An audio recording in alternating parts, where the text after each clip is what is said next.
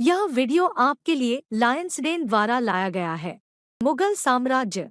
मुगल साम्राज्य भारतीय उपमहाद्वीप में एक प्रमुख साम्राज्य था और यह 16वीं सदी की शुरुआत से लेकर 19वीं सदी के मध्य तक फैला था। यहाँ एक संक्षिप्त सारांश है। बाबर 1526 से 1530 उदास-इस्माइली मुगल साम्राज्य की स्थापना मध्य एशियाई शासक और तैमूर और चंगेज खान के वंशज बाबर ने की थी।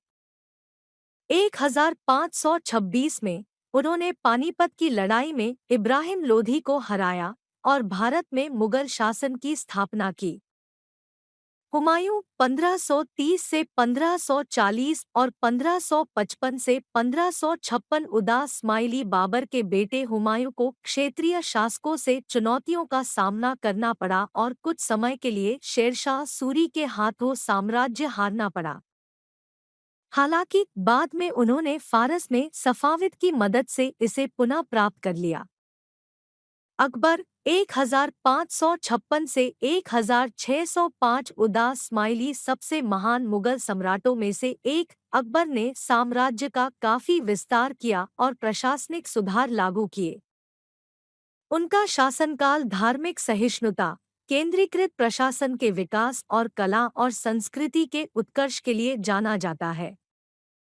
जहांगीर 1605 से 1627 उदास-इस्माइली जहांगीर का शासनकाल स्थिरता और उसके पिता अकबर की सांस्कृतिक उपलब्धियों की निरंतरता से चिह्नित था। शाहजहां 1628 से 1658 उदास-इस्माइली शाहजहां अपनी पत्नी मुमताज महल की याद में ताजमहल का निर्माण कराने के लिए प्रसिद्ध है। उनके शासनकाल को भव्य वास्तुशिल्प परियोजनाओं के साथ साथ उनके बेटों के बीच आंतरिक कलह से भी चिह्नित किया गया था। औरंगजेब 1658 से 1707 उदास-इस्माइली शाहजहां के बेटे औरंगजेब ने साम्राज्य का विस्तार किया, लेकिन इस्लामी कानून का सख्ती से पालन करने के कारण उसे चुनौतियों का सामना करना पड़ा। उनके शासनकाल में मुगल साम्राज्य के पतन की शुरुआत हुई। पतन 1707 से 1857 उदास-इस्माइली औरंगजेब की मृत्यु के बाद साम्राज्य को आंतरिक संघर्ष, फारसी और अफगान सेनाओं के आक्रमण और क्षेत्रीय शक्तियों के उद्भव का सामना करना पड़ा।